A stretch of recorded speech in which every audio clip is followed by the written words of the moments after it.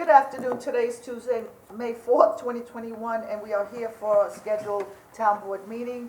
As always, we'll begin with the pledge. Catherine, can you please take the lead?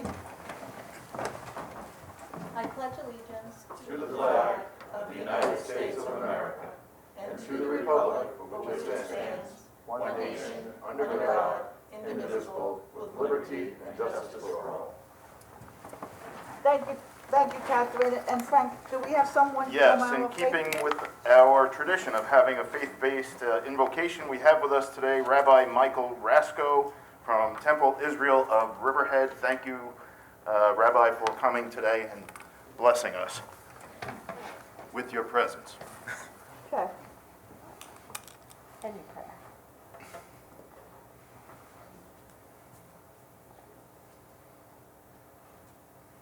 I think, We don't seem to have him today.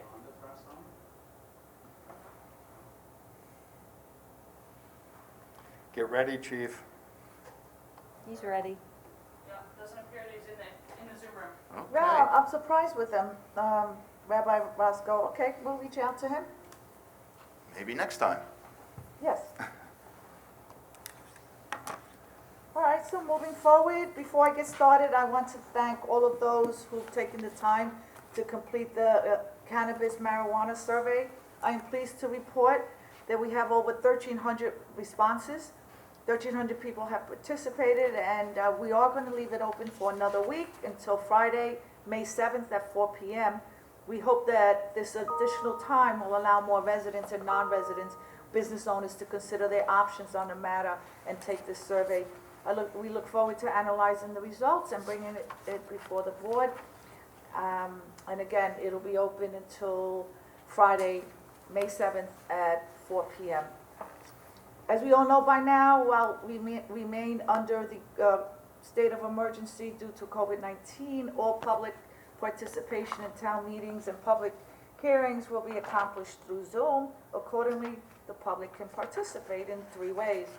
First, you can watch live on Channel 22.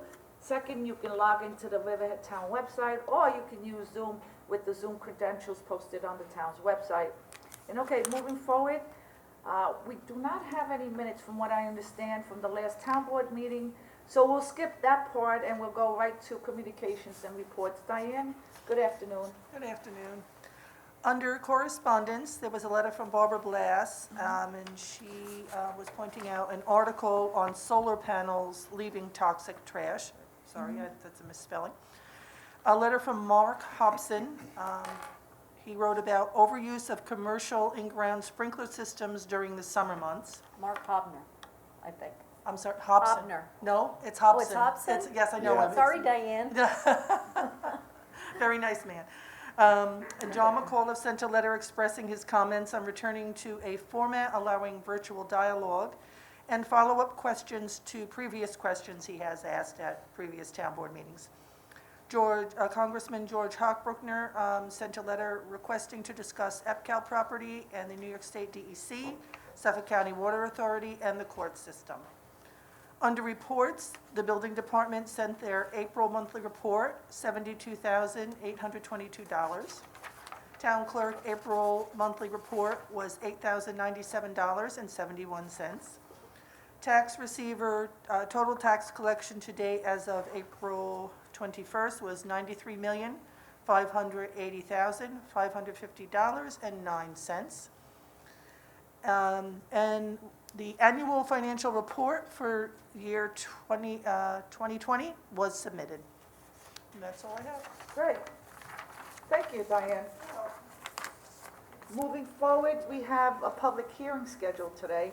Today's public hearing was scheduled for 2:05. The time now is 2:08.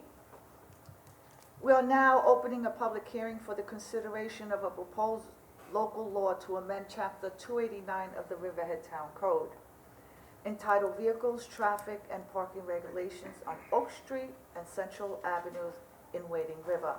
Before I turn it over to Chief Heckermiller to again review this topic for us, I wanted to turn it over to the town attorney, Bob Kosakevich, who I understand wants to make a statement about the resolution and the public notice regarding the hearing today. Bob, good afternoon. Good afternoon.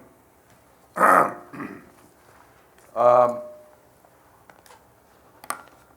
April 6th, Town Board by Resolution 2021-228 authorized this public hearing to take place. If anyone is to look at the agenda that's posted on the website, they will find that particular resolution as item number 29 on the April 6th agenda.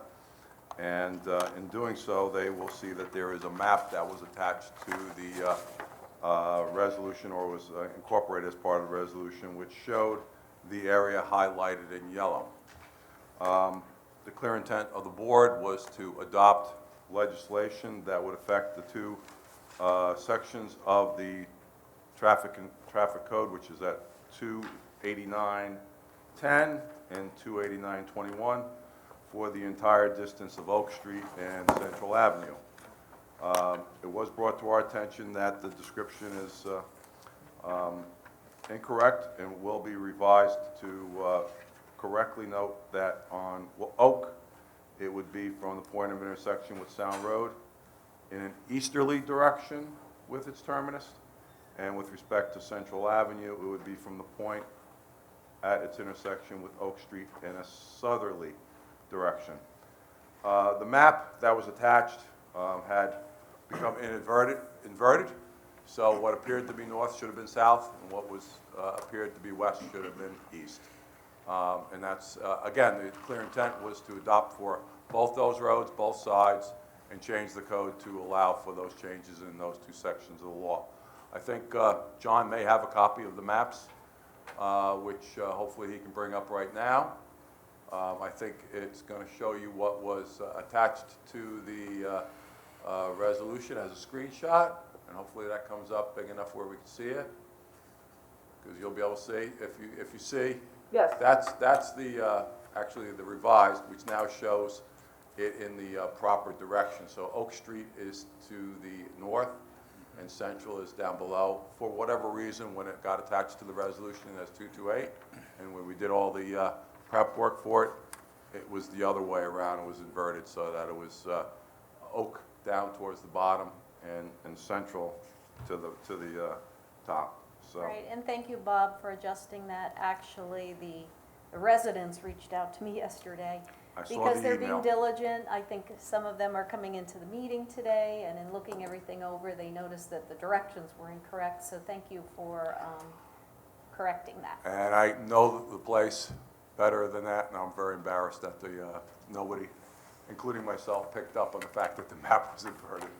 But either way, it's the entire It's length of fixed those now. streets. That's correct. Right. So we're talking about all of Oak and Yep. all of Central Avenue. Yes.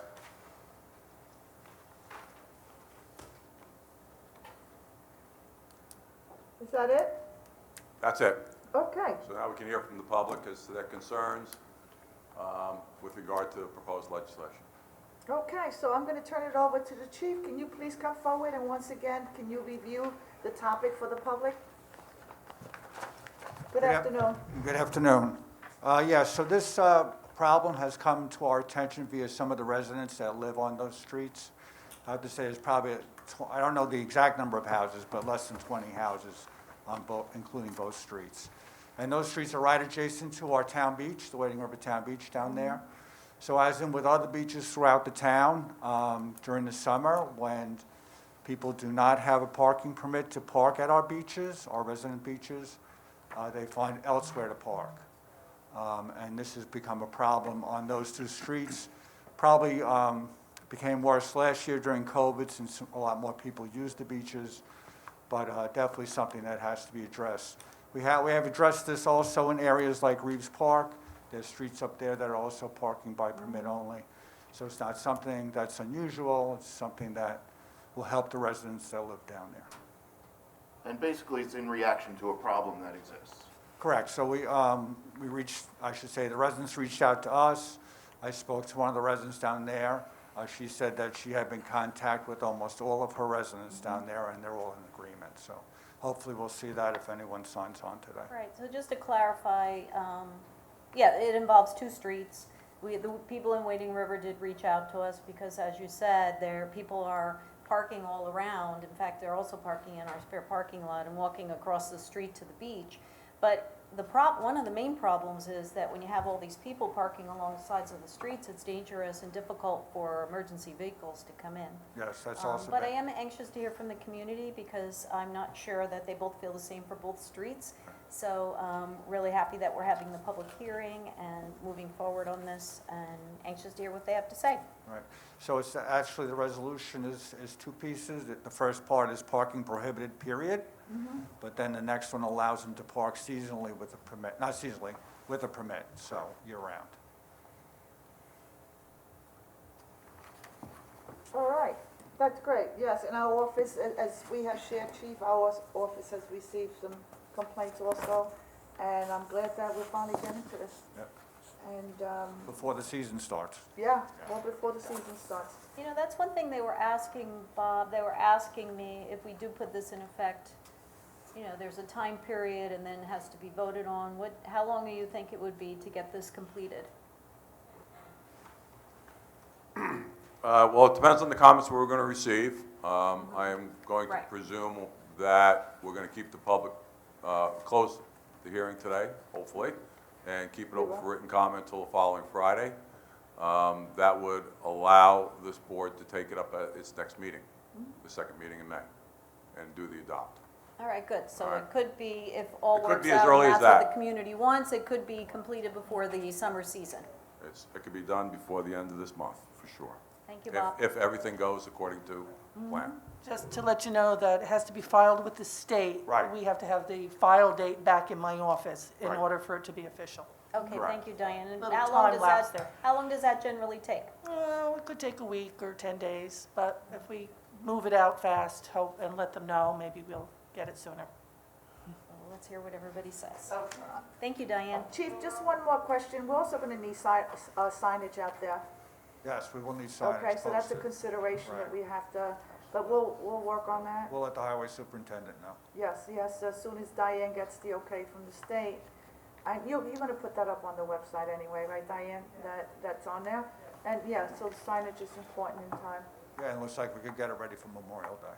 Good, all right. I'm glad it's moving along. All right, Devin, do we have any members of the public who wants to be heard in this regard? We do. So we'll Okay. bring up Rhonda Frazone. Okay? Just a reminder to everybody in the room, you'll have 5 minutes to make all your comments.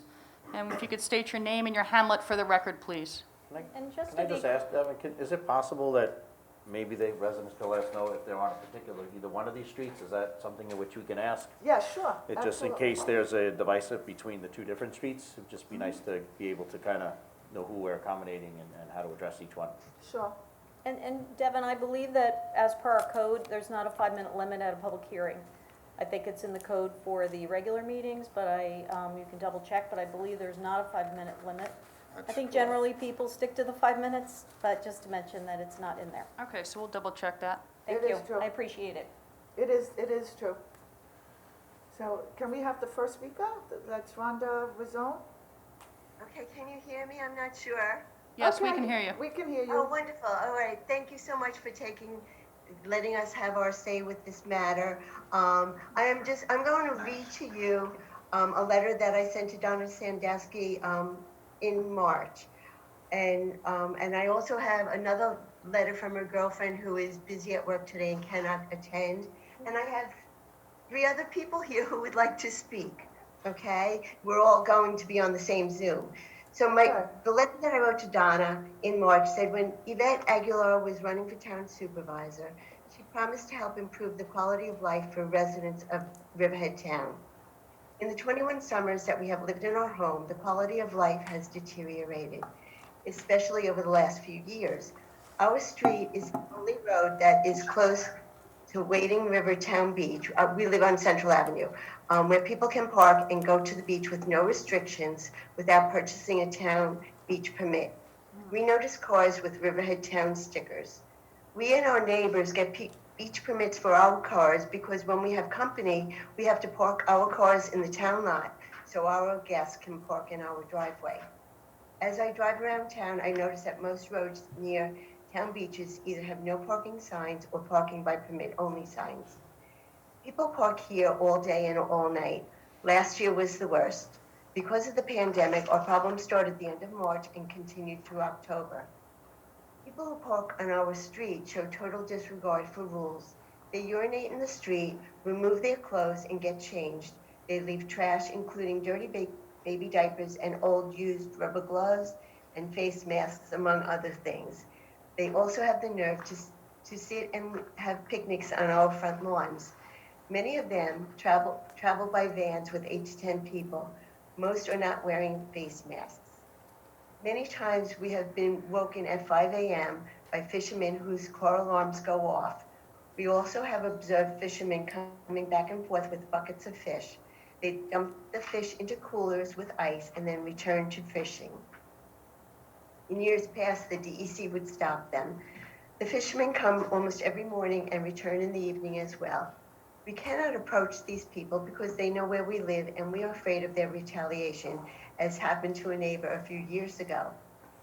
Many times our street is so blocked with cars that they are impassable. We imagine the worst. If an ambulance or fire truck couldn't get down our street, let alone a UPS truck, FedEx, or a UPS truck. We have spoken with most of our neighbors. For some, this is their second home, so they are not here now. And the ones we spoke to all agreed to this. We would like our street, Central Avenue, to have parking by permit only signs like the ones going into Wildwood Park installed as soon as possible, please. We would also like to have visitor placards for our guests to display on their dashboard. We cannot approach these people again because they know where we live, and we do live in fear of their retaliation. I also said to Donna that I would try to attach photos, but I had over 140 pictures and I couldn't get the file to send. But a neighbor who is very computer literate has agreed to try and attach the photos if you would like to see the pictures. Thank you again so much for taking this into consideration. And I understand, across the entire East End, unfortunately, there was just a huge amount of, especially daytime visitors, and many of the towns, including South Hole and Southampton, we are taking these steps, and we will continue to do so. And just know that this summer, we're not going to be selling day passes to ensure that we lessen the impact. And as soon as we get any type of complaint, myself, the chief, and code enforcement, we have been out there. And I would urge that you continue, if we don't see something that's going on, for you to notify town, and we will act on it. And I think you had somebody else, another letter to read from somebody else, Rhonda? Yes. Okay, and who would that be? And that would be my husband, Paul Frisone. Hi, my name is Okay. Paul. How you doing? How you doing, Mr. Frazone? I'm well, thank you. Good. Thanks for hearing us. Sure. I'm going to speak about Central Avenue only. I might repeat a lot of things that Rhonda just said, but on a typical summer weekend, it's not just one or two cars, it's a caravan of vehicles that park bumper to bumper from one neighbor's car to another neighbor's mailbox. Usually fishermen at 5 to 6 o'clock in the morning, again with the alarms going off. And they're here most of the day, sometimes even into the early evening when it's dark. Many times when they're unloading and loading up to go to the beach to fish or come back, while they're unloading and loading their cars, their families are all over our front lawns many times, having picnics, leaving trash and things like that. I've seen both grown adult males and children urinating on the shoulder of the road behind their cars. And while all this is going on during the day, if there's other parking spots available, the normal beachgoers are coming and going all day long. And most of them have Brookhaven Town stickers on their windows, not Riverhead Town stickers. During the last 2 years, up at the corner on the east side of Central and north side, every Saturday morning there's a pickup truck with an empty boat trailer. So obviously he's going down to the creek to launch his boat and parking the trailer and the pickup truck, which is probably 20 feet long, on Central Avenue, making it really hard for people to make a turn from North Side onto Central. No stickers on the trailer or the pickup truck. Actually, it started this Sunday. A van pulled up at 6 o'clock in the afternoon. 2 fishermen got out, and they did not leave till about 9:30 that night. I don't know if you're allowed to fish on the beach in the dark. That's a whole nother thing. Now, on a typical After weekday, 6 o'clock. you'll see many of the same fishermen vans at 5 and 6 in the morning with the alarms chirping to go fish. And again, during the day, the normal beachgoers come and go, usually in the same cars, the same people. In the past, I've called the police department and spoke to the duty officer. They react immediately, they send the car down, even though at that time there was nothing they could do. But they do respond, which I appreciate. I've called the fire department once in a while to let them know that you might have a hard access coming up and down Central because there's no room to get by. I've spoken to the traffic control officer and the police officers that patrol the beach. So the results are, you guys, the police department, the fire department, and the delivery guys have limited access sometimes. We've had blocked mailboxes with no deliveries usually on a Saturday. Been a couple of confrontations between the residents and the vehicle owners, some resulting in the PD response. And the residents on Central Avenue have more cars than we have driveway space, which means we have to park in front of our house. We go to work, we go shopping, we come back, we can't park in front of our own house. Plus, a result is also lost revenue for the town because nobody's buying the stickers. So, one last interesting point, and then I'll let you go. The fishermen parking one year happened to be extremely, extremely light because that was the year that the DEC was in the Sound, in their boats, and on the beach every day, patrolling, and I assume issuing summonses, and the fishermen basically disappeared, so something must be going on. I don't know if you need a fishing permit or if there's a limit, because I'm not a fisherman, but I thought that was interesting. So that's it for me. All right, thank you, Mr. Fazone. Well, Chief Heckenmiller, can you come up and speak about the fishing? There is a time constraint when they can fish. Starting after 6 o'clock, right? Yes, well, going on the beach starts, Right. right, in the summertime, it's prohibited between 9 and 6 p.m. However, fishermen are permitted to park at the beach as long as they have a fishing permit after hours. Our beaches close at 10 p.m., but after hours, they're allowed to park if they have a proper fishing permit. Yeah. I'm not a fisherman and I don't ask any of the questions to these guys, but I kind of doubt that a lot of them have a fishing license because we have seen 5-gallon spackle buckets come back from the beach full of what I would think are illegal fish, dumped into a cooler, put back in the truck, and they go back to the beach. So that's a whole nother, that's got nothing to do with the parking situation. That's a whole nother thing. Chief, it seems to me that the trailers are really making this an exacerbated issue in a lot of instances. Is this Yeah, when something this guy, the guy with the boat trailer, at the end of his trailer is is there at something the- we can do with regard to trailering? Well, I think by issuing the permit, they would still need a permit to park there, period, Okay. so. Yep. It's I not think- I just, think that would take care of it. and I don't think it's just I mean, I've been down your streets. Hi Rhonda, nice to see you guys via Zoom.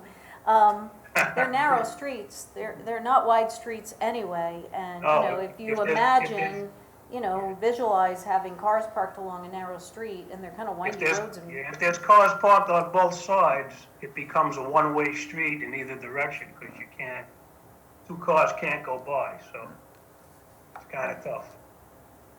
But we have in the past taken our cars out of our driveway and put them in the road, half in the road and half on my front lawn just to save the space. That's it. Well, if nothing else, it's an emergency issue because you can't get Yeah. vehicles in there.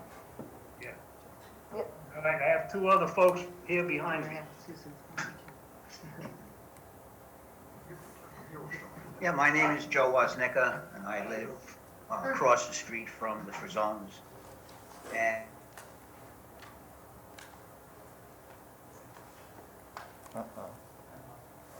in addition to everything that they've stated, I've had to go out and pick up female sanitary napkins, prophylactic, condoms, diapers, dirty diapers, and I've also witnessed adult males, adult females, and their children not only urinating on my property for the front lawn. I've also witnessed them change from their bathing suit into clothes, or from clothes into the bathing suit, broad daylight in front of the house. And it's gotten worse over the years. In the 22 years that I've lived here, it's never been as bad as it was last year. And I expect it to get worse again this year. Thank you.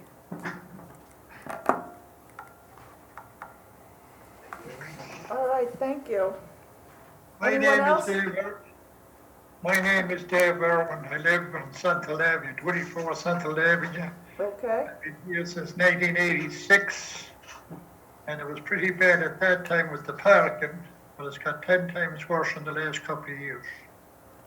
Some of the people that come that actually, can I park here? Is it okay to park? And I tell them, well, it's up to you. The cops can come and give you his tickets. I can't stop you from parking because everybody tells me it's a public street. And we've been fighting, I think we've been in town hall back 10, 15 years ago about this parking. And they were supposed to do something that time. It wasn't Sean Walters, there was the guy before Sean Walters. And we had a big meeting out there with Amy and Jimmy and the whole Oak Street crowd. And Amy said at that meeting, she said, I need 13 spots. And I have to use Central Avenue to park my people when they come in the summertime, July and all that. And I said to her, why don't you park on Oak Street? You have nothing to do with Central Avenue. But I was knocked down because she told me it was a public street and she could park whatever she wants. I just put up a new mailbox about 2 years ago, and as Paul just told me, my name said to you, I come out, there's people parked in front of the mailbox. I tell them you can't block my mailbox. I said they can park whatever they want. Something has to be done. I've been trying, my wife and Sherry, my neighbor before he died, we're all tried it. A lot of these old people has passed away that lived on Central Avenue. And now we have to start doing something then. So we appreciate whatever you can do for us to keep our neighborhood clean. We try to keep our neighborhood along the road clean. We cut our own grass. The town doesn't come and cut it or do anything because we can do that ourselves, our neighbors. And we keep in front of our houses flowers and whatever we can do. And I have flowers all along the road, and they park the car dead tight and they break all my flowers down. So it's not nice. So please, whatever you should do for us, do it. Thank you. okay, thank you. And Rhonda, I know that you initiated this complaint, and Chief, I want to thank you for moving forward with this and getting it to this point. Devin, is there anyone else in the waiting room? We do. We have Dan and Babs Sakowitz. Okay. Can you bring them forward?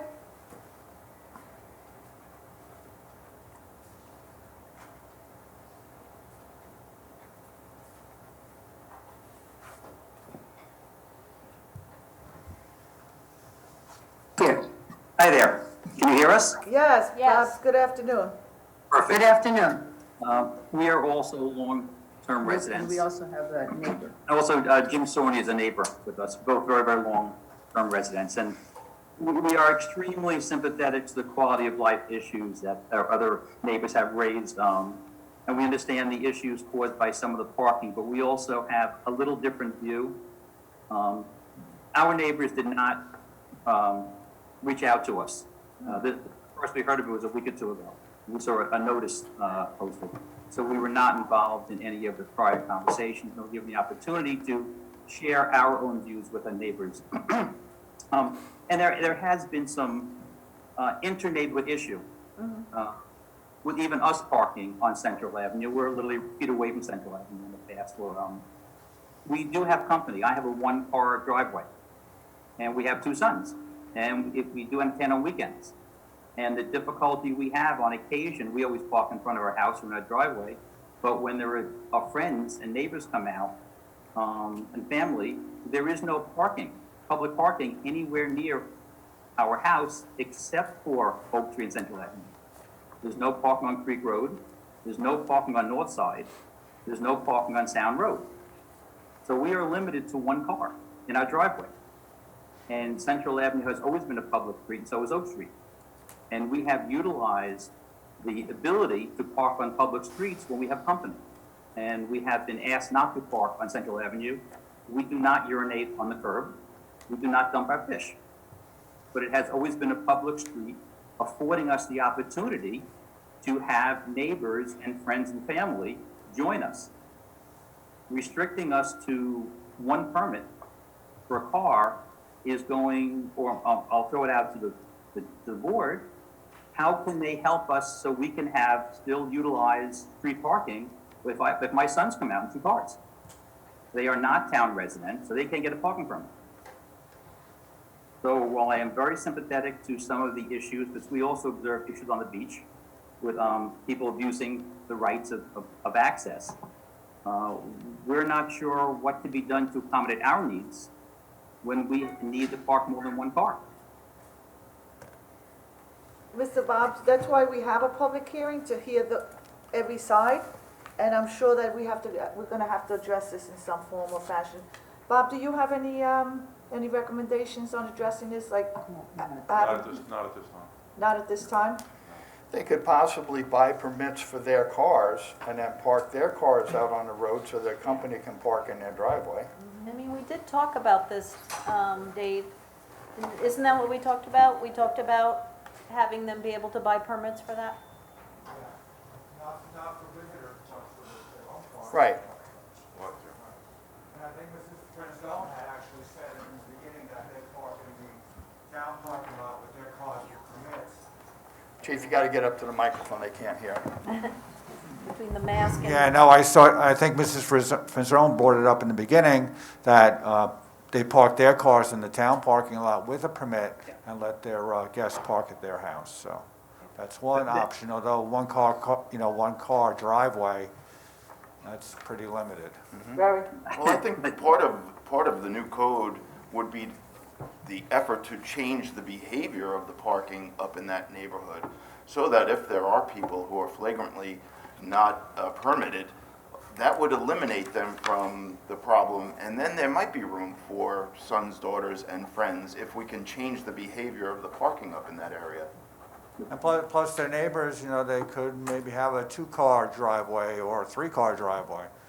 So maybe they would be able to say, this weekend, let me use your spot or something like that.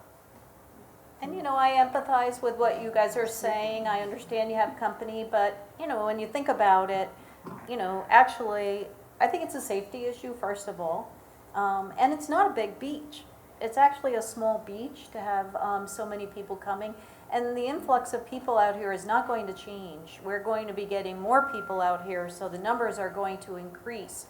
And, if you visit someone in the city or somewhere where there's not a lot of parking, you do park somewhere else and come. So I mean, for me, I feel as though it's really a safety issue in many ways, and we are trying to protect our beaches. So I would lean more towards that. I am also wondering if we have anyone here from Oak Street. We've only heard from Central. The other option is to ferry them. Yeah, the one gentleman is from Oak. The other option is to ferry them, so park downtown and then drive them back home. Am I still on speaker? Yes, you are, Bobs. Yeah. I mean, it's No, easy. that's not Bob, This this is is Dan Sakowitz. I Oh. mean, saying that we should ask our sons to park a mile away. We have we've been here for all these years. We've always had a public street. We have actually parked on Central Avenue, and maybe that's why some of my neighbors complain. Almost any time that we want to find a spot, we have found a spot on Oak Street, on Central Avenue. I think that there is certainly an issue, and I said I am sympathetic to their view. I think it's been a little over-exaggerated. We park on Central Avenue on an irregular basis. We've never circled the block and not found a spot on Central, ever. And I've been in this house since 1964. So I think that I understand, again, I'm not unsympathetic, and I know that some of the non-residents do create some of the issues with litter and possibly urination. It does happen. People are people, and that kind of stuff happens. But I also know as a witness that some of the things said today are a little bit of an exaggeration as to the amount of the crowds, at least from my observation. I'm here every day at this point. I live here permanently. I moved in March. And we parked on Central Avenue on a irregular basis. And the only problem we've had is when some of the neighbors, our neighbors on Central Avenue, have asked me not to park in front of their house. That's the only problem we've ever had. And I think restricting us to only having one car that I can park within a mile of my house, it creates an undue burden on me as an Oak Street resident. And I think that needs to be given a little heavy weight and not worry about what may happen in the future, that was just expressed. Now, again, I'm sympathetic to my neighbors. I understand there might be a problem, but I don't think banning parking is the answer to the issue. Police involvement and code enforcement on a more regular basis. But I just don't see saying I'm limited to one car, and I can't have my sons come out, and if they do come out, we have to ferry them a mile away to park. Is an unfair burden on us. I do have someone else here, Jim Sorney, who's my neighbor on Oak Street, who wants to speak. Mr. Sakowicz, can you just confirm your name, because up on the screen I see Babs, B-A-B-S. Oh, that's my wife is Babs? It's Dan. Yeah, my name is Dan Sakowicz. Daniel. Dan Sakowicz. Okay. Now Sorny, I think. I got it, okay. James Sorny, C-S-O-R-N-Y, 18 Oak Street. First, I'd like to ask a question of the supervisor and the police chief. Can you raise the speaker? Sir, we no. can hear you at all. Is he talking? First, I'd like to ask a There question. you go. If you could state your name again, because we didn't get that before. Okay. James, last name is Sorny, C as in Charles, S as in Sam, O-R-N-Y, 18 Oak Street, Wading River. First, I'd just like to ask the supervisor and the police chief a question. Is it normal practice to have a Riverhead police officer put public notices in the mailboxes of private citizens? And if so, can you let me know if this practice was ever done before by Riverhead Police Department? Okay, do you recall what kind of notice it was? And the police chief is here, because he directed them. Yeah, it's Okay. the notice of it was the town of Riverhead public notice for this hearing. Okay. Chief? I'm just curious if it's ever been done Okay, you before. can direct it to the chief. Yeah, Mr. Swarney, I don't know if it was done before, but at my direction, they gave it to every resident down there. We want to make sure that everyone was noticed about this meeting. Okay, thanks, chief. Just so the town board knows, the council people and super, he gave us less than 20 hours to figure this out from when this notice was put in our mailboxes, which I don't really think is a fair way to, maybe we would have been able to talk to our neighbors and had a little more information between the two of us. Not blaming anyone, or it just seems like it could have been handled better. And as far as Central, I got to agree to a certain extent with the people. It's a mess what's going on. But that being said, one second, please. Sounds to me that the town has a public access problem at the town beach, and instead of solving the problem with the appropriate barriers, as are done at the Jamesport Beach, the town is pushing their problem onto our blocks. Why can't you solve this problem at the public beach? Just like you don't get to walk on Jamesport public beach. Why don't you just have fencing there so people can't park from out of town, or people that don't have the proper permits can't get on the beach?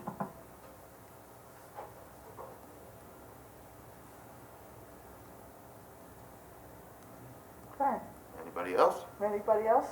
Chief, can I ask you a question regarding, in attempt to take care of all the residents, is there a possibility to creating like a residential placard or something where we could give each resident a placard to put, so if you have company that comes, so they're not each gonna buy a beach pass, but if we gave each resident, along that street, 2 placards, and when somebody comes, they could put it on their dashboard and be allowed to park there as a guest of the resident, not necessarily beach permit, and that would potentially avoid getting a summons. And so like for Mr. Sidowitz, who has his 2 kids that come, if he gave them each a placard and his car was in the driveway, does that somehow begin to resolve the issue that it's really the parking's there for the immediate houses and the family, and not penalizing them for it?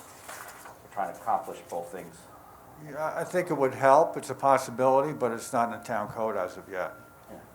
That's just something, I don't know even if what a response would be some of the residents, if that's a potential possibility. Right. We tried, that came up 4 years ago up at Reeves Park, and, they wanted permits for their guests at their parties and stuff like that. And that was something that was just not feasible, for them to hand out 20 passes to park down at the beach was just not a feasible idea. But whether we just go to each house and just give them each A placard. 2 placards to put, so if they have a guest that arrives, they can go out and put it on there and they won't get a summons. Right. But it still will definitely, the idea of having the beach pass for the remaining, certainly gonna alleviate the car traffic. Well, we're in the middle of a public hearing, why don't we bring it up to work session and have a healthy discussion about that? Yep. For the entire town board, and, And this just came up because of Mr. Sidowitz explaining that to his 2 kids, I get that. And I so thought why we don't would we respond. put it up for work session next week or the following week, and we can have a healthy conversation on it? Because it is a concern, and we have to listen to both sides and everyone involved, so.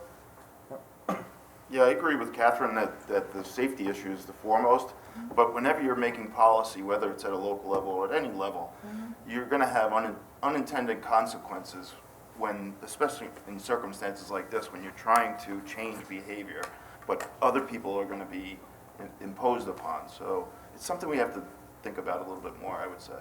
Okay. I happen to like Ken's idea with the placard. I think if you make it parking by permit or placard only, and the residents, we don't have to give them out to the residents. If the residents request them, we can make them available to them, and it would be limited to, say, 2 placards per address. Then if they had company over, that would solve the problem. We just have to address that in the code. Like you said, it's not there. Well, certainly, I do want to say thank you to everybody for coming in and weighing in the public hearing. The idea of a public hearing is that we hear from all parts of the community and then, take it back and have the discussion and weigh everything out and figure out what's best for the community. So we are glad to hear from everybody. I understand everybody's concerns, and thank you for speaking up today. And Dave, what do you think about the placard thing as far as enforcement? As long as it was a legitimate placard that somehow goes in the windshield or something like that, then I would think that would be fine. Yeah, it should have a raised ceiling. We Right. use them down at East Creek for overnight parking when the marina, people that have their boats there have an overnight guest, they're given a placard to put on in the dashboard of their car, so they don't receive a summons. So it works okay down there. Well, we would have to revise code, so Ken, something that you might want to bring up at your next meeting? Absolutely. Add it to the list, yeah. Add it to the list, yeah. This list is getting That real list is long. growing. Thank you. Okay. Everyone good? Thank you, Chief. Is that everyone that we have in there? I did want to mention, because I had brought up the 5-minute rule, we actually adopted it by resolution in March 5th, 2019, and the resolution is number 2019-161. And we adopted that, and there is not a 5-minute limit for public hearings. You're Anyway. correct. That's You're correct. Okay, anyone else on this? Okay, we're going to now close the public portion of this hearing, and we'll leave it open for written comment until 4:30 p.m. on May 14, 2021 at the town clerk's office. This concludes the public hearing portion of our meeting today. We are now going to move on to public comments on the resolutions before us today. Does anyone wish to be heard? John, is there anyone in the waiting room? First, we're going to bring up Ellen Hoyle, Supervisor. Sure.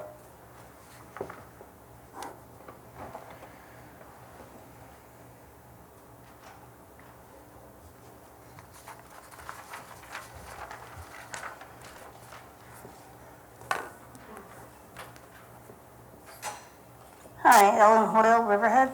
Hello, good afternoon. Hi, how are you today? Good. I wanted to speak on resolution, it's item number 21, resolution 312, regarding the special permit and site plan application for the Chernoff Building, medical building in Aquabog. And I was reading the resolution and I noticed that it's for the rural corridor area. And it was my understanding that a rural corridor building had a limit as to the height, square footage, and the style of building it could be. It had to be a campus-style building, and it could only be, I believe, 50,000 square feet or 5,000 square feet. I lost my note. It's actually 5,000 square feet. It is 5,000 square feet. Okay, so from what I'm looking at, this building is not campus style, nor is it limited to 5,000 feet. It's actually a two-story building with an unfinished basement. So I think that that the design that they have is in violation of the rural corridor statute that you guys have, the zoning district. And I don't see how this can be allowed. I mean, I understand that it's a permitted purpose, but that doesn't apply to the design of the building. Ms. Hoyle, do you have any further comments? No, that's it. Okay, thank you very much. Supervisor, next we have Kathy McGraw. Let's just see if Bob can respond to that question, because Okay. it's a legal question. I'm gonna need a little time to follow up, I'm sorry, I was. Okay, we just need some time, that's not a problem to follow up on it. That's actually more of a planning. Jefferson, do That's you more have of a comment on that? That's more of a planning issue, actually. Greg Berman is on his way over. I remember Greg raising this issue at presentation to the board, and I believe that this property didn't trigger those provisions. That's my recollection. I just am not sure where it is at this point. I thought it was based on the size of the lot, and that if it got over a certain size, it should be one story, but if it was under a certain size, it should be. That's correct. That's the way I Design understood The it. zoning for there, it Yeah, it's was, at 30166, and it says design standards for all parcels 3 acres or greater in area. Okay, yeah. That's how it starts Sounds off. familiar. Right. So you have to have a parcel that's 3 acres or more, and then it requires that the floor area be distributed into a minimum of 4 buildings, with no building having a footprint greater than 5,000 square feet. I think this parcel, if I recall, is 2 acres. Okay? 1.9, I thought I remembered. Yep, just but yeah. under. Well, maybe Greg can confirm that, but it is a large parcel. I think it's over 10,000 square feet. I mean, it's a large building. Yeah, I was gonna say, that's what only I a meant. quarter of an acre, yeah. It's a large, it's over 10,000 square feet, the building that we're looking at. Okay. Okay, so why don't we move on, and when Greg gets here, we'll go back to the comment? Okay, Supervisor, next we have Kathy McGraw. Okay.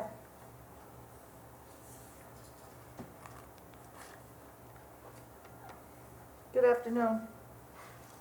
Oh, you have to unmute yourself, Kathy.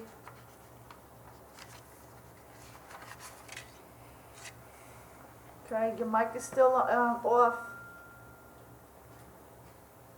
There you go. Thank you. Good afternoon. Sorry for the technical difficulties. I'm an old lady. I'd like to talk Kathy, about- can you speak into Excuse the me, mic? I'm sorry. My name is Kathy we go. McGraw. That's better. Can you hear me? Yes. Okay. I'd like to speak about Resolution 244. I don't want to be a naysayer about all things at EPCAL, but I'd like to just point out that I think that It's ill-advised and not really good governance to approve this permit to allow drag racing at EPCAL at this point in time. Seems to me there's been inadequate vetting of this event. It looks like we don't know the expected size of the crowds, whether traffic control will be needed, what provisions we should have for fire protection in the event of accidents.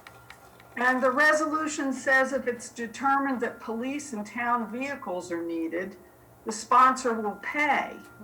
But just when will that be determined? The day of the event? It seems to me we need to know this in advance. There's also a provision to allow tents, but where will they be placed? Will they impact sensitive habitats at the EPCAL property? We just don't have any idea. And the resolution says that all requested information must be provided by May 18th. But the resolution states no consequences if that information is not timely provided. And if you all pass that resolution today, and they don't comply with your May 18th date, what will be the consequence? And I'd also like to know, since this is the EPCAL property and the runways there, whether your counsel, your special counsel, Mr. Eisler, on the EPCAL deal, has been contacted about possible impact on the EPCAL contract with 555 in the event of damage to the runways. It just seems to me there are too many unknowns and not enough vetting.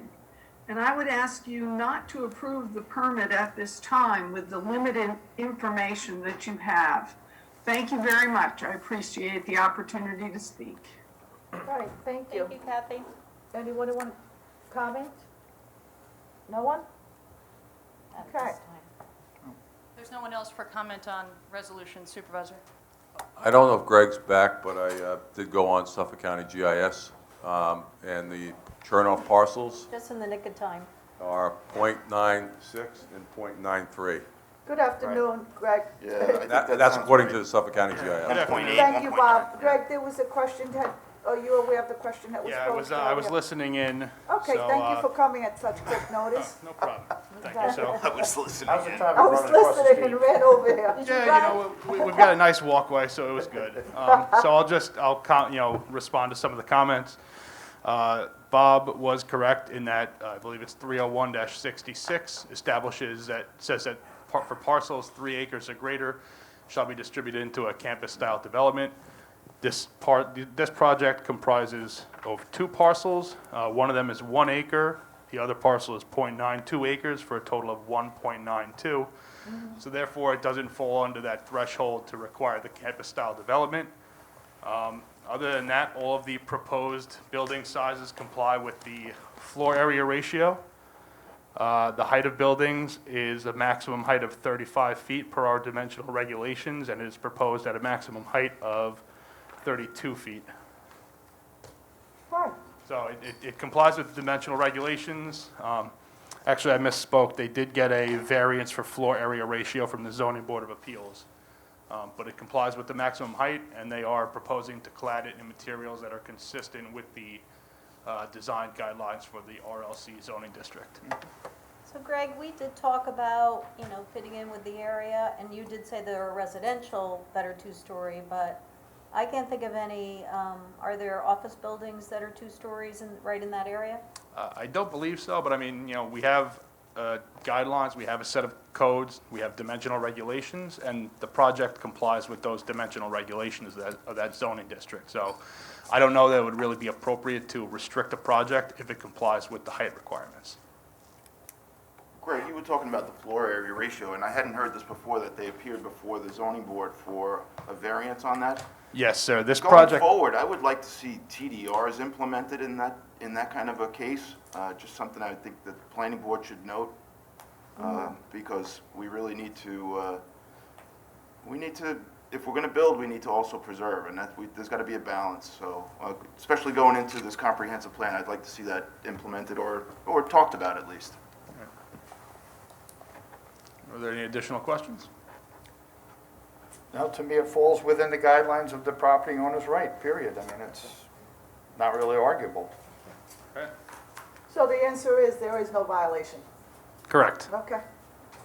Thank you, Greg, for coming at Oh, you're welcome. short notice.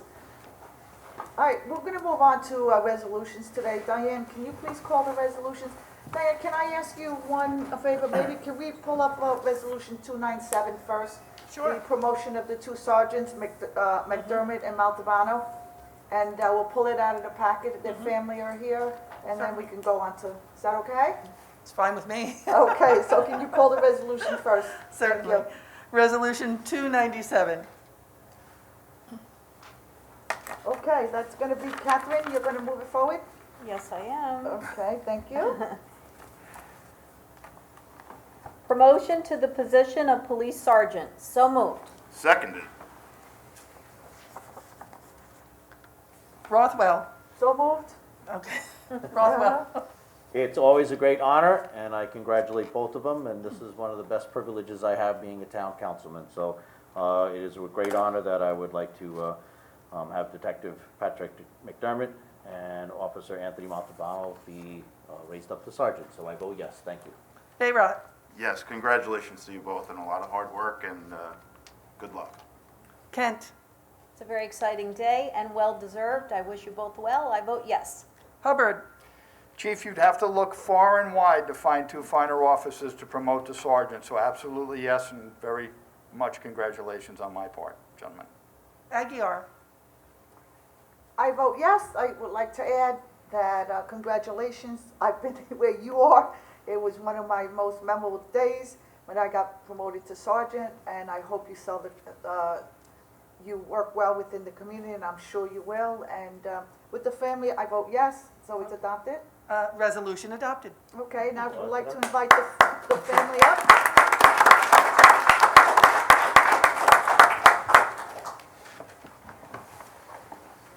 Yeah. No, come down. Come down. I'll swear them in first. Oh, okay. Thanks.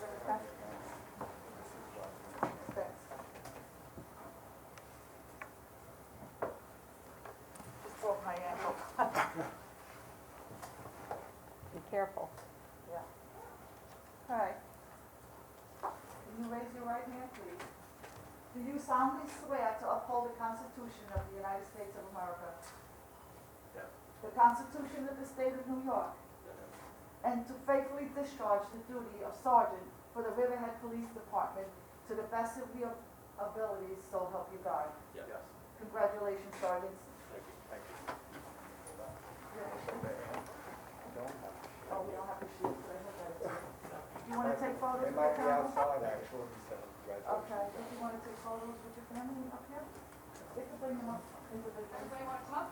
We have masks, I guess. You can bring them up if you want. I know you want family photos. We have the town board. Yeah, we'll do one family and the One other. family at a time? How's that? Hi, congratulations. Yes, we'll, you can jump in on the end. You cheat. Where's the board? Where's the call? We got the board? We got everybody. I'm smiling away. You're fine. You're good. Come on. Somebody can come here. Okay.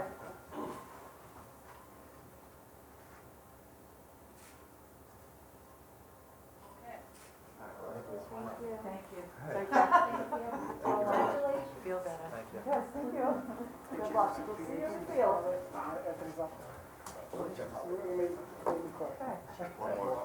Absolutely true. How you doing, John? Family want to come forward? Congratulations. How are you related?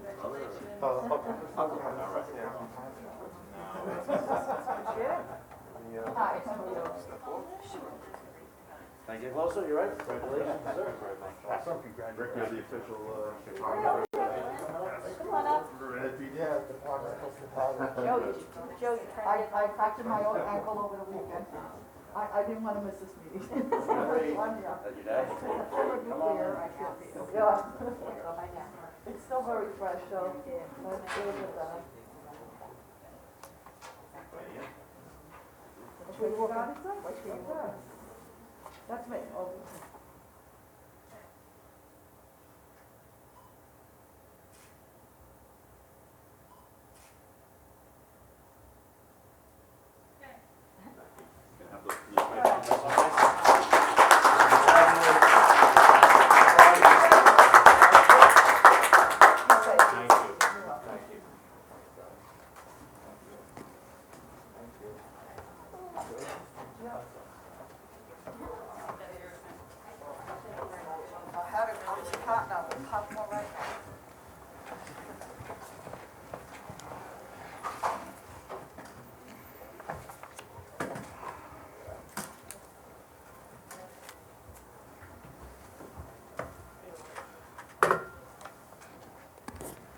Please, no running.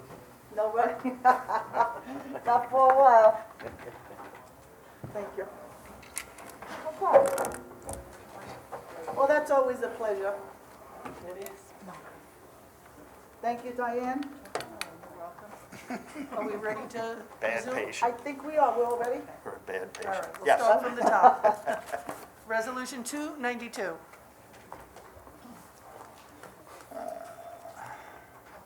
Economic Development Budget Adjustment, so moved. Seconded? Vote, please. Rothwell. Yes. Bayrock. Yes. Kent. Just one question here. I know that we're transferring funds that we're paying for consultants and professional services. Bob, are these costs I'm assuming are related to EPCAL? I'm sorry. We have to get, how about we, Catherine, Resolution number 292, Dawn? the economic, let's get the Director of Economic Development. Is she around, Dawn? well, this is the money that's coming in from the, I think it's a robotics company. Yeah, it's a And it's being CDA. transferred to use for consultation fees. Okay, we'll get Dawn here. She's the CDA Director. Is this the ULC? Yes. ULC? Yes. Okay, I didn't see that. Yeah, it doesn't actually say it in the resolution, but we talked about it. We did talk about it.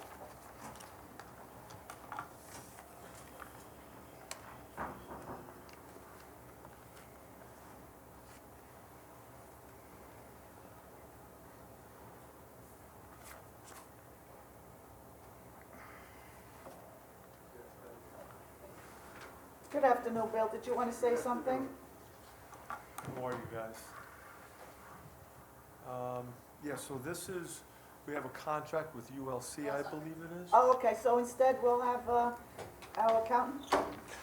So the contract with ULC for revenue to come into EPCAL ended in April. So we budgeted for the first 4 months of that because we knew the revenue would be coming in. We just extended that contract for another year till next April. We're recognizing that $16,000 worth of revenue and allocating it to expenses so we can pay some bills in that fund. And those are, but those, and that could be used for consultation fees and such, and it says it's for consultation fees and professional Yeah, services. we have legal fees and other consulting fees, so if we can always move them later on, but right now it looks like we have expenses for both of those lines, so splitting it halfway between the legal consulting and other consultants, meaning engineers and so forth. So I was just confirming if it could be consultation, for example, like with the I believe these are going to cover charges that have already been incurred. So these are for legal fees and Yeah, for we consultation. haven't incurred all of that. I Right. think we do have legal bills to cover, but the Right. other consulting fees, we haven't incurred yet, but it's in anticipation of that for the remainder of the year. Okay, thank you, Bill. And the reason I'm asking is because, you know, with consultation fees that we paid and that, you know, could end up paying, I think it would be prudent. I've said before, I think it would be prudent to get 555 to come back in and give us updated financials. And I vote yes. Hubbard. Yes. Aguirre. Yes. Resolution adopted. Resolution 293. Parking lot improvements, capital project number 52104, budget. So moved. Seconded. Vote, please. Rothwell. Yes. Bayrock. Yes. Kent. Bill, just asking if, I'm assuming that repayment will be coming out of parking district funds for this? Sorry, Bill. Yes, the debt Keep- payments. That's correct. The debt payments as well, we do have some grants, so that they reduce the amount that we have to bond. We're working on it now. We're going to go out and bond either at the end of June, beginning of July. All right, thank you. Is that a yes, Catherine? And I vote yes. Okay, thank you. Hubbard, Yes. Aguirre, Yes. resolution adopted. Resolution 294. Park signage, capital project number 72102. So moved. Seconded. Rothwell, Yes. Bayrock, Yes. Kent, Yes. Hubbard, Yes. Aguirre, Yes, and I think Greg Coyne has the money for this. It's a great project. Yes. resolution adopted. Resolution 295. HUD Home Grant Funded Project Number 71801 closure. So moved. Seconded? Vote, please. Rothwell, Yes. Bayrock, Yes. Kent, Yes. Hubbard, Yes. Aguirre, Yes. resolution adopted. Resolution 296. Home Improvement Program Project number 44101 closure. So moved. Seconded? Vote, please. Rothwell, Yes. Bayrock, Yes. Kent, Yes. Hubbard, Yes. Aguirre, Yes. resolution adopted. And we'll move to resolution 298. Authorizes publication of a help wanted advertisement regarding attendance at Suffolk County Police Academy. So moved. Seconded. Vote, please. Rothwell, Yes. Bayrock, Yes. Kent, Yes. Hubbard, This is your time to get your foot in the door in the police department. Anybody out there interested, I highly recommend it. If you have the opportunity to apply for this, I recommend you do that. Yes. Aguirre, You can call 631-727-4500, extension 315 for further information. And again, thank you for mentioning that. Here's your opportunity, and I vote yes. resolution adopted. Resolution 299. Ratifies the approval of a military leave of absence for a police officer. So moved. Seconded? Vote, please. Rothwell, Thank you for your service. Yes. Bayrock, Yes. Kent, Yes. Hubbard, Yes. Aguirre, Yes. resolution adopted. Resolution 300. Ratifies the authorization of an employee to attend the Marine Law Enforcement Training Program. So moved.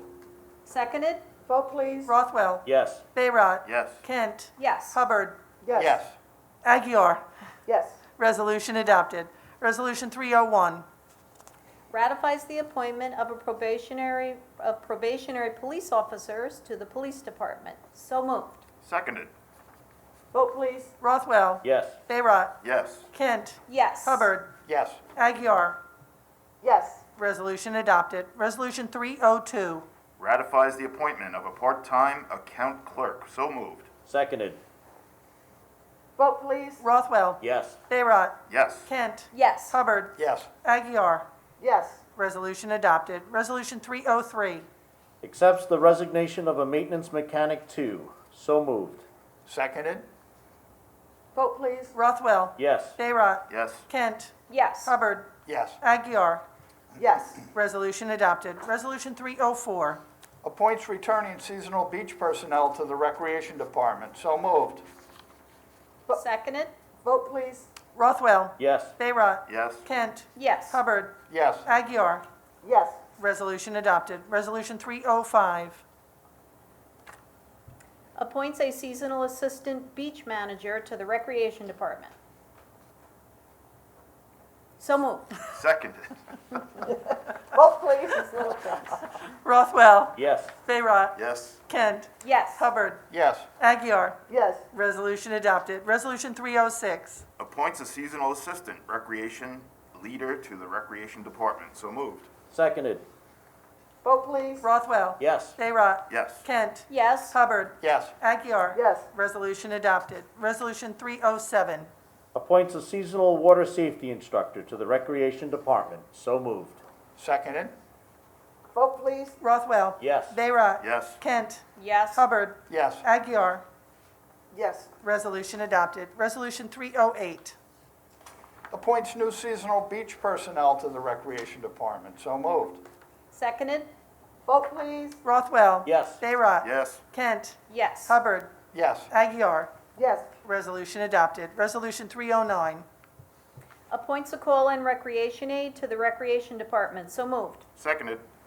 Vote, please. Rothwell. Yes. Bayrock. Yes. Kent. Yes. Hubbard. Yes. Aguirre. Yes. Resolution adopted. Resolution 310. Sets the hours for town beaches. So moved. Seconded. Vote, please. Rothwell. Yes. Bayrock. Yes. Kent. It's really exciting to get our beaches up and going, that summer's here, and people should know that they can get beach permits in person. They can be mailed out, or you can pick them up at the beach. I vote yes. Hubbard. Yes. Aguirre. Yes, and I think the public should know that beaches are open from June 28th all the way until Labor Day, during the hours of 11 a.m. to 6 p.m., 7 days a week. Yes. Resolution adopted. Resolution 311. Grant special permit for Crown Castle at Fresh Pond Avenue, wireless communications tower, Fresh Pond Avenue, Calverton, New York. Suffolk County Tax Map number 600-77-2-2. So moved. Seconded. Vote, please. Rothwell. Yes. Bayrock. Yes. Kent. Yes. Hubbard. No. Aguirre. Yes. Resolution adopted. Resolution 312. Claims lead agency status and issues a negative declaration pursuant to SECRA for the special permit and site plan application known as Chernoff Medical Building, Chernoff Realty LLC, 331 Main Road, Aquebogue, New York. Suffolk County Tax Map number is 0600-85-3-8, and Suffolk County Tax Map number 0600-85-3-12.7. So moved. Seconded. Say that again. Yeah. Vote, please. Rothwell. Yes. Bayrock. Yes. Kent. So I do continue to be concerned about the visual impacts of this building. I don't like the idea of a two-story building and even the style of it in this area. I think it sets a precedent, so I vote no. Hubbard. I don't like the idea of a two-story building in this area also, but it is allowed, and it is a property owner's right to do, so I vote yes. Aguirre. Yes. Resolution adopted. Resolution 313. Town of Riverhead, home improvement selection policy. So moved. Seconded. Vote, please. Rothwell. Yes. Bayrock. Yes. Kent. Yes. Hubbard. Yes. Aguirre. Yes. Resolution adopted. Resolution 314. Authorizes execution of water service agreement with Camp Equities LLC for property located at 782 Reeves Avenue, Riverhead, New York. So moved. Seconded. Vote, please. Rothwell. Yes. Bayrock. Yes. Kent. Yes. Hubbard. Yes. Aguirre. Yes. Resolution adopted. Resolution 315. Ratifies authorization for the supervisor to execute an agreement with G&G Technologies Incorporated regarding cable cast services. So moved. Seconded. Vote, please. Rothwell. Yes. Bayrock. Yes. Kent. I do prefer that we discuss this first before, rather than ratifying it, but I don't want to hold it up. I vote yes. Hubbard. Yes. Aguirre. Yes. Resolution adopted. Resolution 316. Authorizes the supervisor to execute an agreement with Bronzino Engineering PC. So moved. Seconded. Vote, please. Rothwell. Yes. Bayrock. Yes. Kent. Bob, do you happen to know if where they came from? Have we worked with them before? It's a new name to me. I don't recognize it. Okay. I don't want to hold it up. I vote yes. Hubbard. Yes. Aguirre. Yes. Resolution adopted. Resolution 317. Ratifies authorization for supervisor to execute a professional services agreement with Dr. Martin R. Cantor. So moved. Seconded. Vote, please. Rothwell. Yes. Bayrock. Marty Cantor is one of the preeminent Long Island economists and will be a useful tool as we navigate the future. Yes. Kent. Yes. The Hubbard. name's been around a long time. Yes. Well said, Frank. Yes. Aguirre. Yes, we look forward to his work. Resolution adopted. Resolution 318. Settles claim from Project Resources Group, Inc. as agent of Altice. So moved. Seconded. Vote, please. Rothwell. Yes. Bayrock. Yes. Kent. Yes. Hubbard. Yes. Aguirre. Yes. Resolution adopted. Resolution 319. Extends bid for fire and security alarm contract. So moved. Seconded? Vote please. Rothwell. Yes. Bayrock. Yes. Kent. Yes. Hubbard. Yes. Aguirre. Yes. Resolution adopted. Resolution 320. Publish and post rehabilitation of plant number 10 steel ground storage tank for Riverhead Water District. So moved. Seconded? Vote please. Rothwell. Yes. Bayrock. Yes, indeed. Kent. Yes. Hubbard. Yes. Aguirre. Yes. Resolution adopted. Resolution 321. Ratify the acceptance of a donation of signs from Weedell Sign Company for the Hometown Heroes banner program. So moved. Seconded. Vote please. Rothwell. Thank you very much for all their support during this whole project. I vote yes. Bayrock. Agreed. Great people. Thank you so much. Yes. Kent. The Weedell Sign Company are one of our great local businesses. I'm so happy we were able to work with them on this, and I know that they've been generous. This is a fantastic program, and I love driving down Main Street and seeing all of the banners. I vote yes. Hubbard. Part of being on the town board is it's great to see the town spending locally. It's so easy to go online and the internet and everything else and bids, and this is one company in town of many that we should be doing business with, and most of them we do. But they give us great service, and Weddell's no exception. They have been here time and time again for us, so yes. Aguirre. Yes, thank you Waddell Signs and the Veterans Advisory and Rothwell who made this happen in a lightning speed of time. You just took it over, and within a month they started hanging the banners. So everyone, thank you for your efforts. Thank you. Resolution adopted. Resolution 322. Ratify the acceptance of a donation from Home Depot for the Hometown Hero banner program. So moved. Seconded. Vote please. Rothwell. Also great thanks to Home Depot, and they're also going to help us out with the Wall of Honor, so they've been doing great supporting community events, so thank you. Vote yes. Bayrock. Yes. Kent. Yes, they have been generous. They actually donated a lot to the litter pickup as well. I vote yes. Hubbard. What I said before about local businesses, these are the exceptions with Home Depot and Lowe's. They've been very good to the town in donating items and things that are needed, so I vote absolutely yes. Aguirre. Yes. Resolution adopted. Resolution 323. Amendment fee waiver request of special event application East End Arts Mosaic Festival. So moved.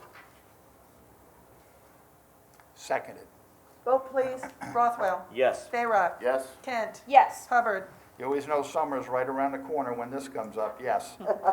Aguirre. Yes, I look Resolution. forward to it. Resolution adopted.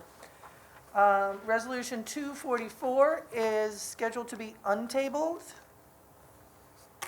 Okay, I make a motion that we untable Resolution 244. It reads, approve special event chapter 255 application for Scramble Incorporated, Scramble Runway Challenge. So moved. To untable. We need a second. Second to table. Second to No, untable. I mean, Untable. second to untable. Okay. I'm so used to saying table. Rothwell. Looking forward to the event. I vote yes, we'll untable it to discuss. Bayrock. Yes to untable. Kent. Yes to untable. Hubbard. Yes, to untable. Aguirre. Yes to untable, and I understand it's bringing in $10,000 Mm-hmm. over the course of 2 days just to use the runways? Yes, absolutely. Okay, so Resolution 244 is untabled. Okay, Resolution 244, approve special event chapter 255 application for Scramble Incorporated, Scramble Runway Challenge. So moved. Seconded? Vote please. Rothwell. Yes. Bayrock. Yes. Kent. I think this is, Riverhead really loves racing. And I think this two-day event gives us an opportunity to try this out. You know, this is something that's been talked about for many years, so I'm in support of it. I would ask possibly if an engineer could just check the runway, just because there have been different things about whether the runways are in good shape or not before the event, but I think it's a great event, and I vote yes. Hubbard. Yes. Aguirre. Yes. Resolution 244 is adopted. Resolution 324. Pays the bills. Seconded. So moved. Rothwell, Yes. Bayrock, Yes. Kent, Yes. Hubbard, Yes. Aguirre. Yes. Resolution adopted. Thank you, Diane. You're welcome. This concludes our for today. At this point, we'll open it up for public comments on any matter. Devin, is there anyone in the waiting room via Zoom for us? Supervisor, first we'll bring up Ellen Hoyle. Sure.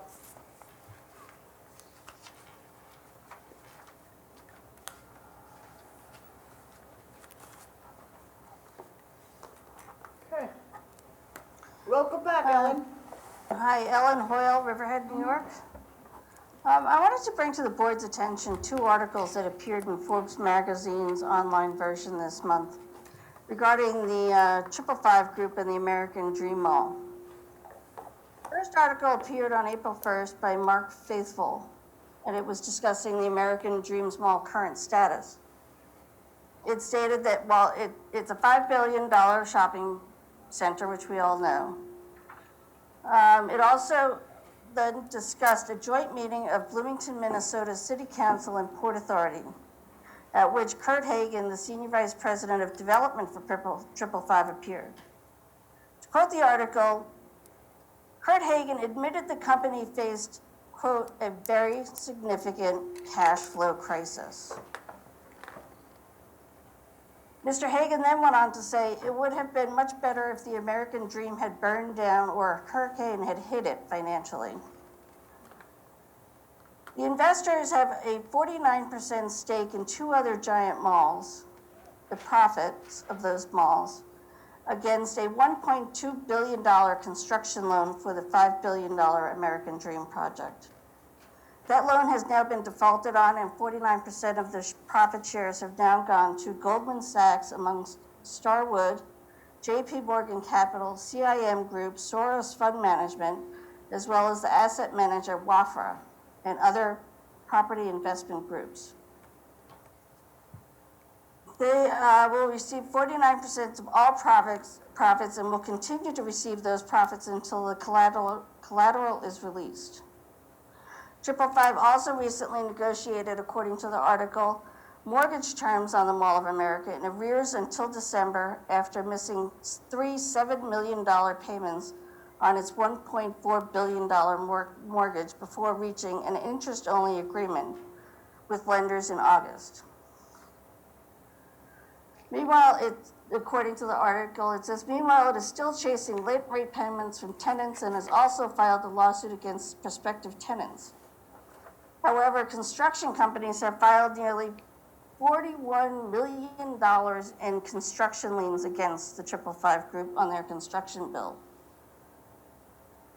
Now, to add to that, on another article on April 21st by Joan Verdon, the public was notified that 2 of the star attractions that were scheduled to open in May at the Mall of American Dream Mall, the Sea Life Aquarium and Legoland Discovery Center, are now not opening due to construction delays, and no given date for their opening is scheduled. Based on this information, the only voice I hear from the town board who has shows any concern as to the financial state of 555 is Councilwoman Catherine Kent.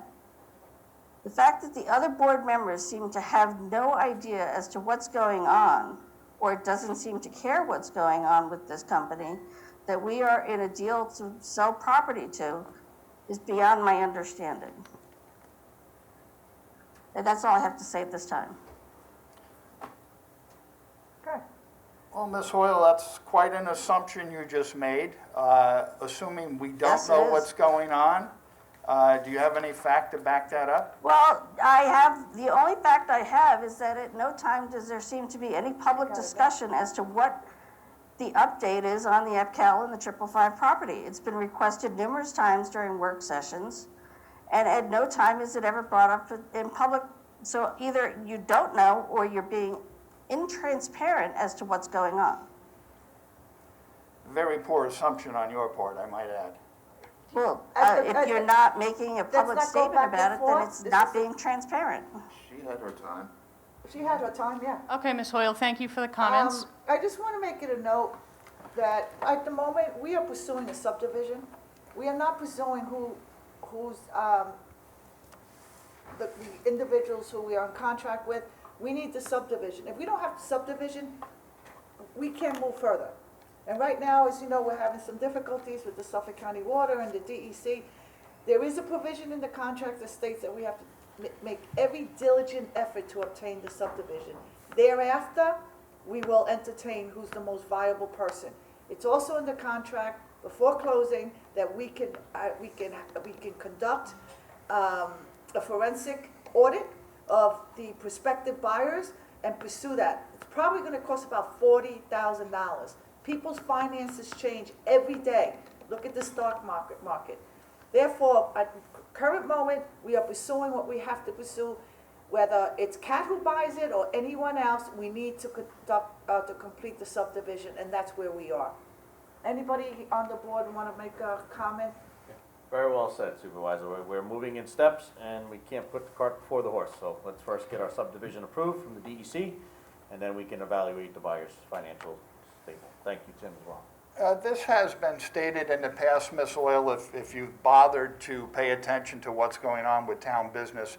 We have all commented on this, and Ms. Kent is not the only one who has made a statement about this. I know you're rooting for her, and I know you're a member of her party, but, you know, facts are facts. And if you play back the tapes, the last time I spoke on this issue, I mentioned that they certainly will be vetted before anything happens, and I am not married to this, and by any means, if they're not capable of doing it, we go back up on the market and we find another buyer. It's very simple.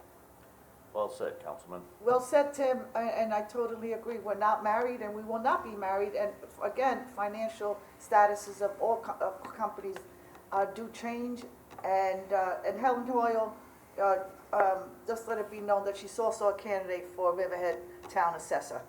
And we're going to move on to the next comment. Actually, I want to make comments on that. First of all, I actually think it's really very silly to tie somebody's comments to their political affiliation. We don't do that with every person, and it's really kind of silly. And, Well, because it's obvious and where it's it's kind coming. of silly and just dilutes the topic. But just to go on about it, you know, we can actually bring 555 in at any time and have them update their financials.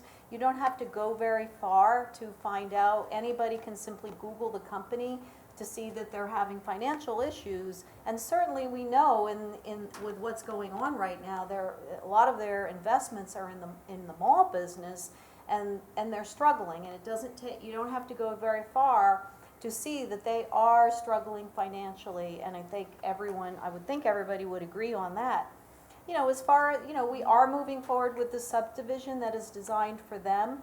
And we are, which is why I asked earlier about consultation fees and such, we are spending a lot of money on lawyers and consultants and moving forward with a tailored subdivision when we don't even know for sure that this is going to be the ultimate buyer, because we're not bringing them in and checking on their finances. So I'm going to ask again that we bring in 555 and get updated financials from them. There was a discussion at one point with outside attorneys about hiring someone to look into it, but I don't see why we can't simply ask 555 to come in and discuss their updated financials with us, and that could be done at no cost. A subdivision can be defined for any potential buyer. Well, we're moving forward and working on a subdivision that is tailored to their needs, what they, wanted, and we're paying all these outside things, and we're not even sure that they're really, going to be able to hold up to their end of the bargain. So I think at this time, it would be prudent to have them come in, and I think we should definitely be asking for updated financials, and I believe that can be done at any time. I know that can be done at any time. We're not really, we are tailoring to their needs because the last supervisor signed the contract, and it stated that we needed to have the subdivision done.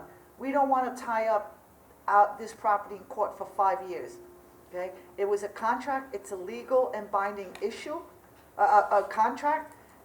On both sides signed the contract, and we have to abide by the contract. If you didn't have the provision that we have to take every effort to ensure that we do this we complete the subdivision, we would not be in the predicament where we are. As a real estate agent, it was one of the worst contracts that I've ever seen, and unfortunately, this is what happens with bad contracts.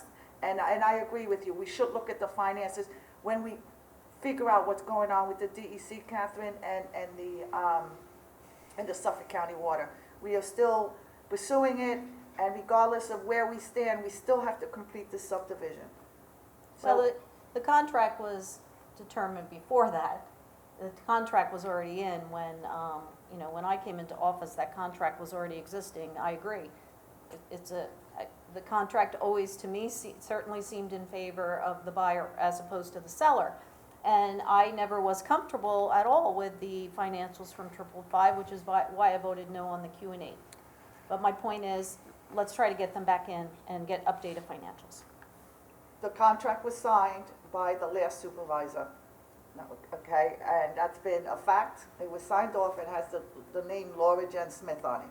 The letter of intent was Sean Walters. Regardless, the stipulation is there. We're not going to be pointing fingers going back. We need to ensure that we follow every step of the provision that was handed to us, and it's an unfortunate situation.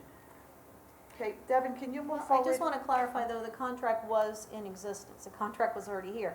Yes, she did sign the contract, but that contract was already That here. contract was signed in December by the board at that time, to which I voted against the contract. Yeah, Right. that was the letter of Thank you, intent. Tim. Yeah, Thank you for clarifying.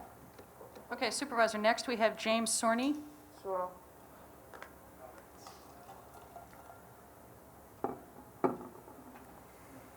Oh, James has left the room. Okay, so next we'll go to John McAuliffe.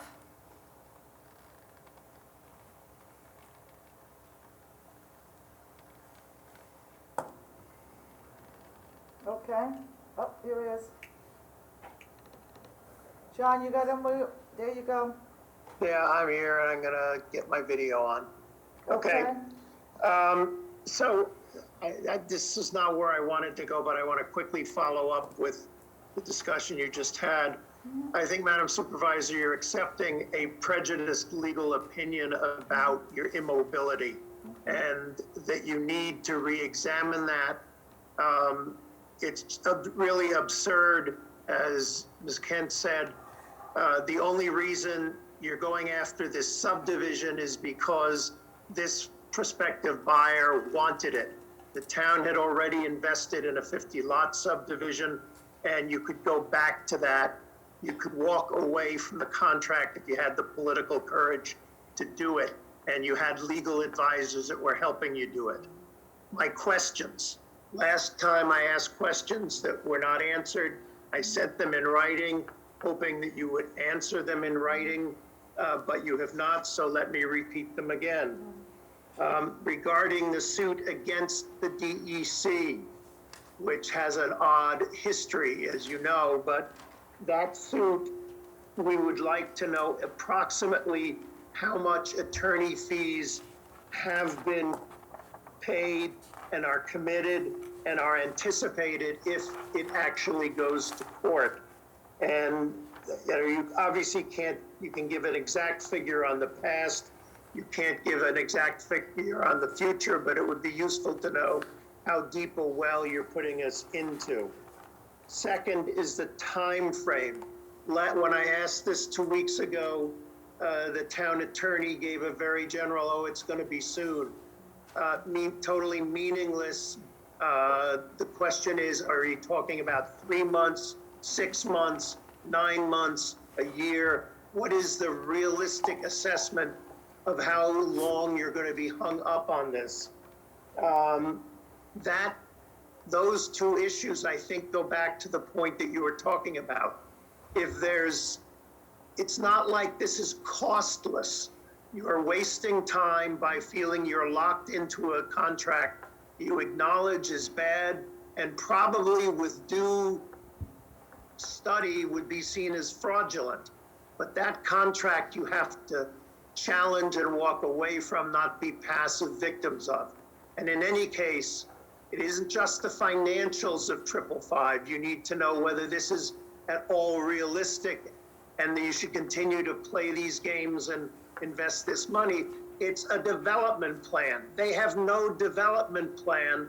They didn't have a serious one at the beginning, and they certainly don't have one now. Remember the scenario of several months ago where they came up with this Israeli company that was going to do everything for them, and somehow that's all turned into more smoke and mirrors.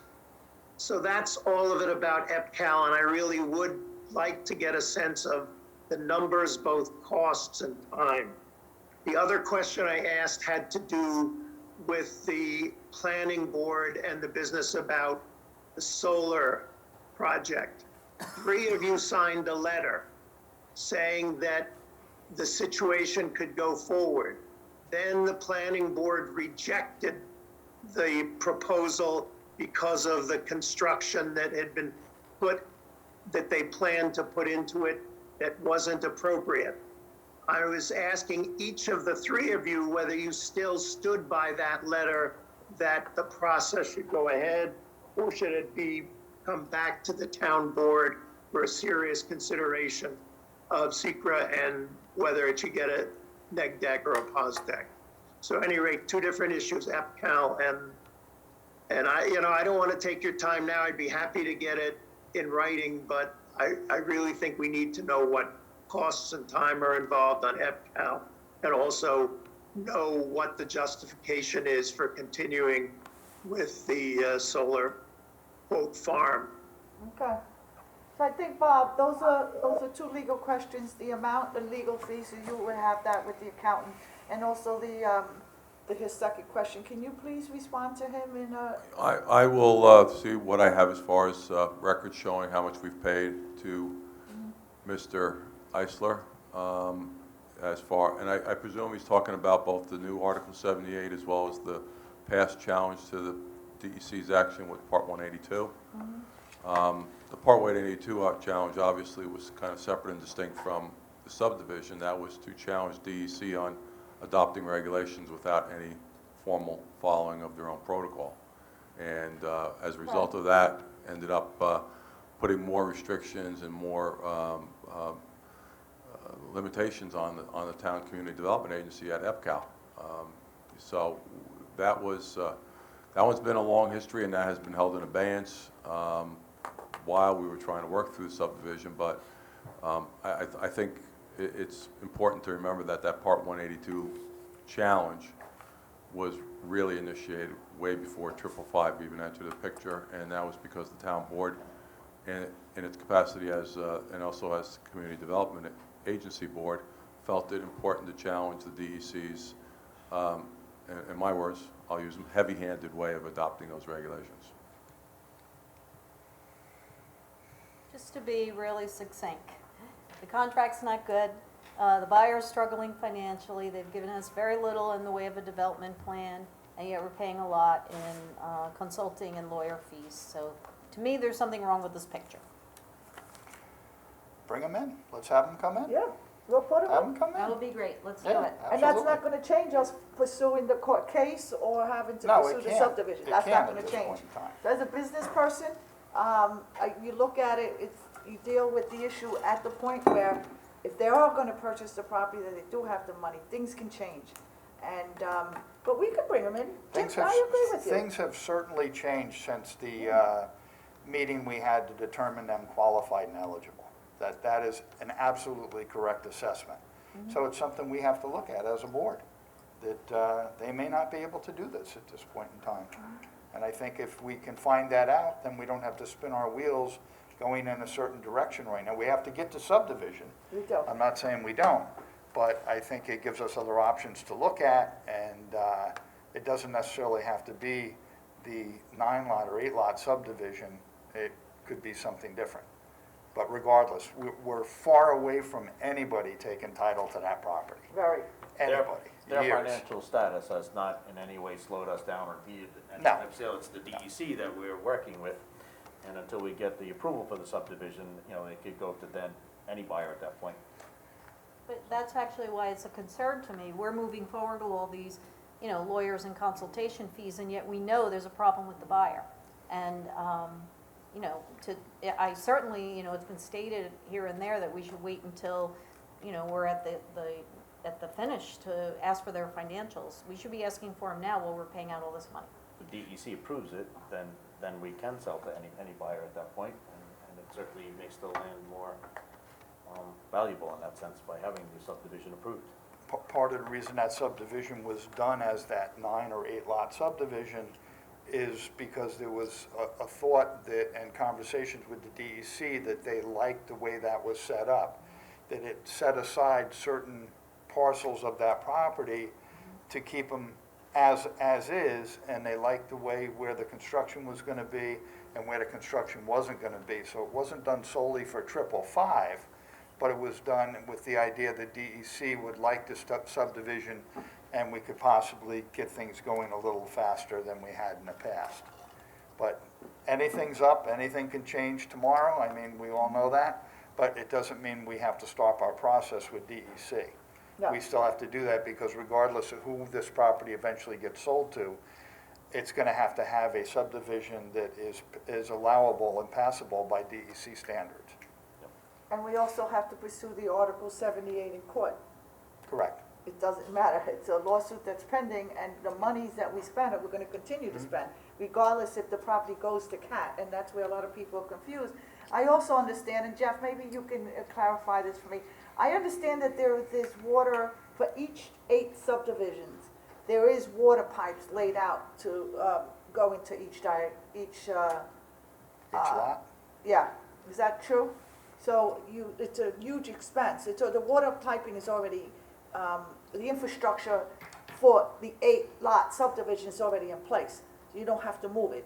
If you start changing lines, and you want to elaborate on that a little bit? Well, just very briefly, because I asked a very simple question of Dick Ehlers. I said, what is the 8-lot the minimum that we could do? And he said, absolutely, is the most minimum subdivision that we could do on that property, given all the different facets that are going on with well fields, the sewer plant, all the town infrastructure that's going in place. The 8-lot is the minimum, regardless of what we do with the property. The 8 lots is the minimum that we have to do.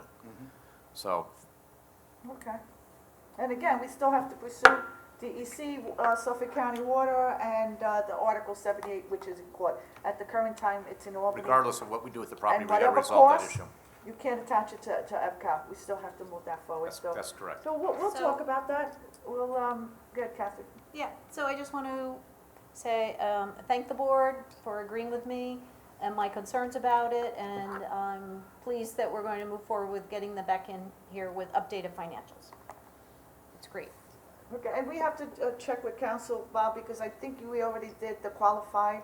I mean, we can ask for physical documents. Can we call them back in? It really is doing another qualified eligible hearing without going into contract. and Well, without- So I don't think I want to give I legal think that's a advice better right now, question but I for think, our I think that the counsel. contract allows you okay. the flexibility to ask them to come in. It says, I think it says at all times hereafter, you can Good. make a request upon them for financial information or otherwise. It's not, you're not doing another qualified and eligible. Okay, you just want to make It sure. says in there that we can have them in at any time. I Right. agree. Okay, Supervisor, next we have Rhonda Frizone. Okay. That name sounds familiar. Yeah. You might have forgotten something. Welcome back, Rhonda. You have to unmute, left hand. There you go. Right as you told me I could come back on. Thank Rhonda, you. we can't hear you that well. You can't? Now we could. Speak closer to the Getting mic. louder. I am so sorry. Okay, There you thank go. you. Thanks for having me back. Thank you Okay. for everything that you've done. I just want to say, when I originally sent out my email, it was just about parking on Central Avenue. I did not include Oak Street because they already have a sign that's ignored most of the time, but they have a sign. And you know what? If we all got parking permits, I would allow them, like, I took great offense at the 2 neighbors on Oak Street saying that we never notified them. I didn't think I had to. And them saying that they've circled the block to park here and have never found it to be crowded or overparked. I have photographs and I will send them, but I took great offense at that of course if they were having company, please, ask me to use my driveway, ask to park in front of my house, get permits so you can park legally here. I don't know, it was just so upsetting and it felt so confrontational, which I totally had hoped to avoid. But I just wanted to say thank you again for considering this and for all your time, Catherine Kent and Chief Hagermiller and everybody else. Thank you, and I hope that this can get resolved quickly, please. Okay, next We're working on it, Rhonda. Okay. Supervisor, next we have James Sorney. He is back in the room.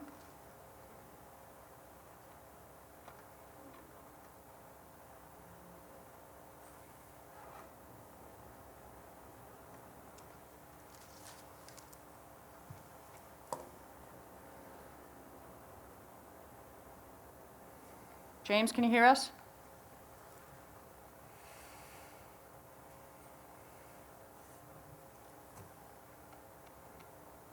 There you go. Hello, can you hear us?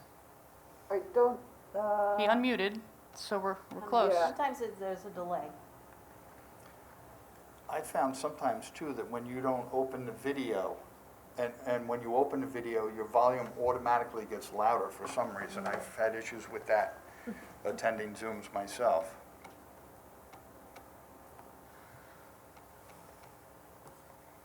Okay, Mr. James Sorney, we don't seem to have any connections, so we're going to go to the next person in the room, which is Barbara Blass.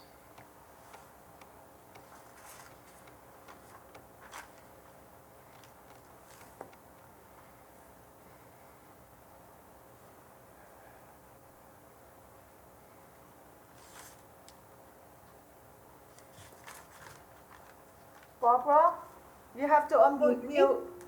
We can hear you. Wonderful. Thank you very much. Good afternoon, members of the board. My name is Barbara Blass. I live in Jamesport. And my question or my comment really is about the EPCAL subdivision per se and your efforts in furthering the subdivision. I was reading the DEC's notice of incomplete application on the town's website and have a particular question about that notice that has nothing to do with the water issue or your lawsuit. But the notice talks about 3 separate related areas in which they're requesting additional information from the town. And the first was a new standalone comprehensive habitat protection plan. The second was a revised consistency analysis to reflect that new habitat protection plan. And the third was the updated subdivision maps to show that the 787 acres of woodlands and the 512 acres of grasslands that are to be preserved, those are the areas that were called out in the finding statement in 2016, that will run with the land regardless of who owns it and what development takes place on the, within the fence. And I'm wondering, since this notice was in November of 2020, if we've provided that information yet to the DEC, and if so, if you could possibly put it on the website, because your other responses to their notices are up there. Is Anne Marie around? She's the attorney working on the response. She was, but I'm not sure she's in right now. Okay. If she's around, if not, we can, I took notes. you took notes? Yeah. Okay. That's a legal Thank you, question, Barbara, and the attorneys have to, the attorney who's responsible for responding could give you a much accurate explanation. Thank you very much. I appreciate your time. Okay. And as soon as any responses are completed, I do put them up, I ensure they go up on the website. Supervisor, no one else for open topic comments. Okay. That's it. Any board member want to make a comment? No, I thought the answers to November 20th were put up on the town website. Maybe not to those 3 questions she's Not to asking those about, 3 but I was questions, pretty yeah. I think there sure was an update. the update Oh, there was was, the letters. Remember, we Yeah. brought out the letters. Yeah, she'll look into it, okay. yeah. Supervisor, if I can say, it is National Firefighters Day. And so to all my fellow volunteer firefighters, I thank you for your service, for all the men and women in Firematics. Be safe, and thank you for your commitment to our community and safety. So, thank you. Amen to that. Yeah, amen to that. Thank you, Anybody- Ken, for bringing that up, and thank you to all our firefighters. Anybody who runs into a burning building, God bless them. Yes. Volunteers. And volunteers to do it. That's right. Taking good Thank care you of for us. doing it, Thank you. for sure. In agreement. All be safe. Okay, everyone, thank you, and this concludes our meeting for today, and can I have a first and a second to close this town board meeting, please? Make a motion to close the town board meeting. Second. Thank you. All in favor? Aye. All opposed? So move, and please be safe.